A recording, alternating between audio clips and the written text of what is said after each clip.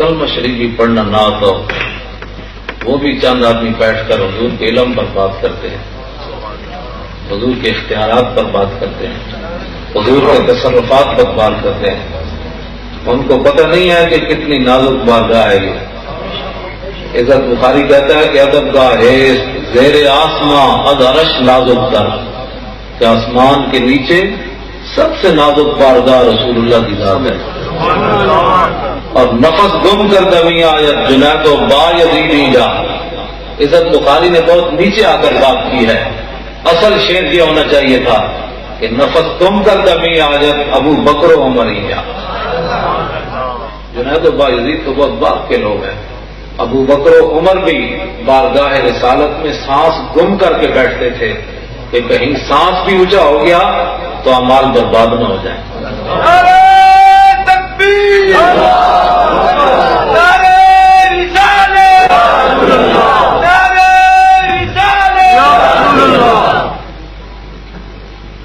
اقبال کہتا ہے کہ عشق وہ سرمایہ جمعیت است. آج دنیا امت مسلمہ کی تباہی اور بربادی یہ ہے. یہ فرقے تبھی پیدا ہوئے ہیں. اقبال کہتا ہے امت مسلمہ جمع کس نقطے پر ہو سکتی ہے؟ اقبال کہتا ہے عشق وہ سرمایہ جمعیت است اور ہم جو خون اندر عروق ملت است. کہتا ہے امت اگر اس نقطے پر جمع ہو سکتی ہے تو وہ محبت رسول پر ہو سکتی ہے. اور اقبال کہتا ہے یہ محبت رسول مسلمانوں کے لیے کیسے ہے؟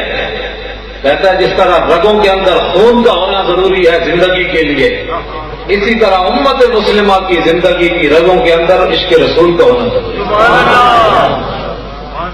اور دوسری جگہ اقبال کہتا ہے در دل مسلم مقام مصطفیٰ اور آبرو ماز نام مصطفیٰ. اقبال کہتا ہے یہ دل تو اللہ تعالیٰ نے بنایا ہی اس لیے ہے، اس دل میں حضور کی محبت ہونی چاہیے.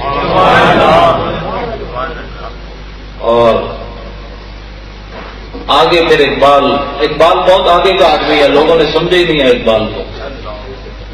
اقبال بہت آگے کا آدمی ہے، لوگوں نے صرف چین و عرب ہمارا ہے، ہندوستان ہمارا ہے، بس اقبال کو یہی سمجھا ہے. حالانکہ اقبال ایسا آدمی نہیں ہے.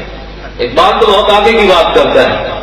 اقبال کہتا ہے جو بنام مصطفیٰ خانم درود از خجالت آب میں گردت وجود.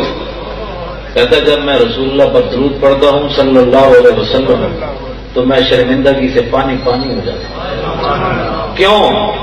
کہتا ہے عشق میں دوید اے محکوم غیر سینہ تو از بتا مانند غیر. اقبال کہتا ہے جب میں پڑھتا ہوں نا درود تو میرا عشق رسول یہ کہتا ہے کہ تو غیروں کا غلام ہے اور دعوے محبت رسول پہ کرتا ہے.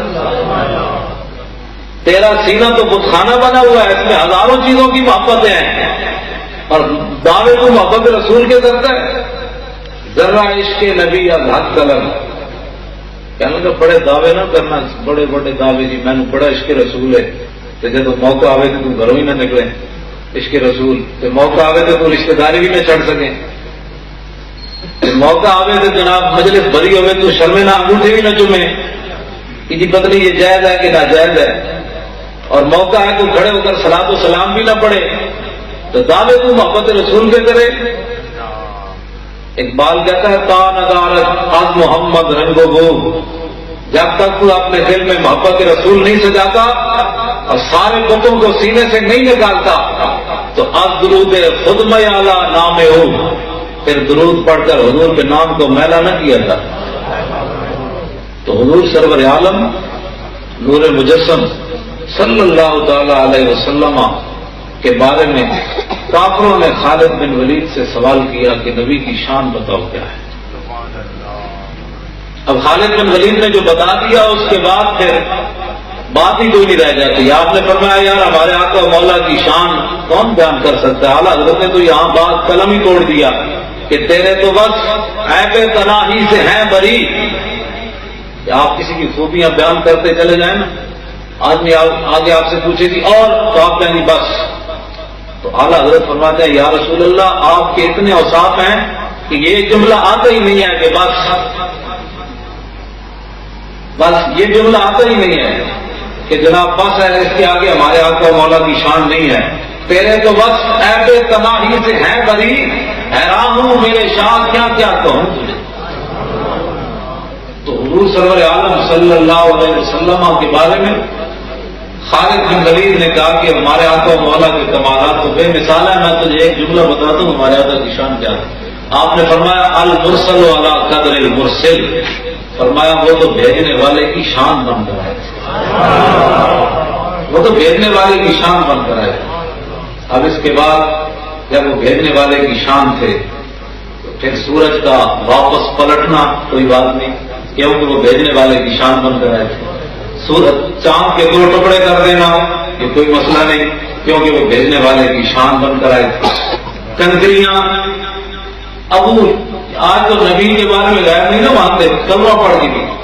مولانا روم فرماتے ہیں ابو جہل آیا اور کنکریاں ہاتھ میں بند کر کے آیا، وہ کہنے لگا در رسولی چیز در دستم نے ہاں کیوں خبرداری دراز آسماں، کہا کہ آپ آسمانوں کی باتیں کرتے ہیں ان کا تو ہمیں پتہ نہیں ہے، یہ بتائیں کہ میرے ہاتھ میں کیا ہے۔ سبحان اللہ۔ تو اس امت کا فرعون بھی کم از کم یہ اعتقاد ضرور رکھتا تھا کہ جو نبی ہوتا ہے وہ غیب جانتا ہے۔ اور اس امت کا رئیس المنافقین جس کے بارے میں قرآن کی نصوص قطعیہ نازل ہوئی، اس کا بھی یہ اعتقاد تھا۔ عبداللہ ابن ابی بخاری شریف کے اندر موجود ہے، مشکات شریف کے اندر موجود ہے، اس نے بھی مرنے سے پہلے اپنے بیٹے حضرت عبداللہ مخلص مسلمان اس کو کہا کہ جب میں مر جاؤں نا جا کر حضور کی بارگاہ میں جانا اور میرے کفن کے لیے حضور کی قمیص لانا۔ عبداللہ ابن ابی